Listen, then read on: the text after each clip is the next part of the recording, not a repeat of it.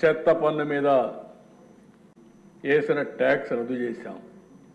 85 లక్షల మెట్రిక్ టన్నులు చెత్త ఉంది టౌన్స్లో. నిన్న కూడా ఎవరో తీసుకొచ్చి చూపించారు, ఫోటోలు ఆంజనేయులు చూపించాడు. చెత్త అంతా ఎక్కడెక్కడ ఉందని. ఎమ్మెల్యేలు చెప్తాను, అప్పుడప్పుడు పోయి చూడండి, ఆ చెత్త క్లీన్ చేయించే కార్యక్రమాన్ని కూడా శ్రీకారం చుట్టండి. మేము ఎమ్మెల్యేలు మాకేం పని అంటే చెత్త వేసిపోయారు, ఆ చెత్తను కూడా శుభ్రం చేసే బాధ్యత మీ మీద ఉంది. ఫస్ట్ ఆ చెత్త అంతా క్లీన్ చేయండి.